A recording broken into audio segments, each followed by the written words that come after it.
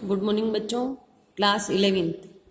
कल हम पढ़ रहे थे नमक का दरोगा, जिसमें आपके सिर्फ 2 पैराग्राफ रह गए हैं जो आज हम ख़त्म करेंगे। हमने बताया था कि अलोपीदीन जो है उनको अपनी पूरी जायदाद का जो है मंत्री बनाने के लिए वहाँ पर आए थे, स्थिर मैनेजर बनाने के लिए आए थे।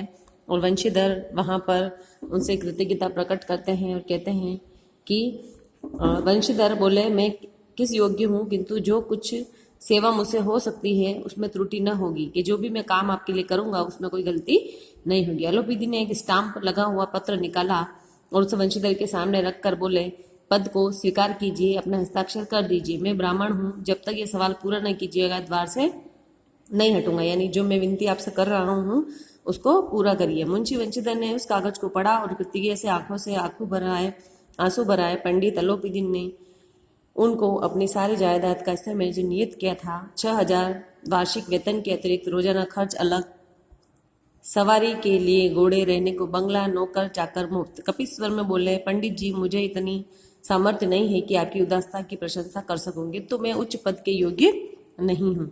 इस तरीके से उन्होंने उनको कहा। वंशीधर ने गंभीर भाव से कहा, यो मैं आपका दास हूँ। आप जैसे कीर्तिवान सज्जन पुरुष की सेवा करना मेरे लिए सौभाग्य की बात है, किंतु मुझसे न विद्या है, न बुद्धि है, न स्वभाव है जो इन त्रुटियों की पूर्ति कर देता है। ऐसे महान कार्य के लिए एक बड़े मर्म के अनुभवी मनुष्य की जरूरत है। कि आप मुझे इतना बड़ा पद दे रहे हैं वो अच्छी बात है, लेकिन मैं न तो मुझ में बुद्धि है, न मुझे इतना ज्ञान है, तो मैं ये काम नहीं कर पाऊंगा। अलोपीदीन ने कलमदान से कलम निकाली और उसे वंशीधर के हाथ में देकर बोले, न मुझे विद्वता की चाह है, न अनुभव की, न मर्मज्ञता की, न कार्यकुशलता की, कि मुझे इनके सभी गुणों की कोई जरूरत नहीं है। इन गुणों के महत्व का परिचय खूब पा चुका हूँ कि मुझे इन सब गुणों के बारे में पता है, आपको कहने की जरूरत नहीं है। अब सौभाग्य और सुअवसर ने मुझे वह मोती दे दिया जिसके सामने योग्यता और विद्वता की चमक फीकी पड़ जाती है।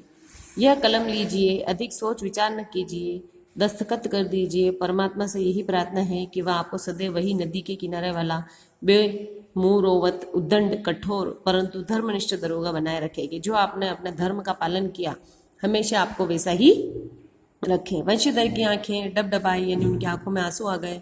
हृदय के संकुचित पात्र में इतना ऐसा न समा सका। एक बार फिर पंडित जी की ओर भक्ति और श्रद्धा की दृष्टि से देखा और कांपते हुए हाथ से मैनेजरी के कागज पर हस्ताक्षर कर दिए। अलोपीदीन ने प्रफुल्लित होकर उन्हें गले लगा दिया। यहाँ पर जो ये आपका पाठ है समाप्त होता है।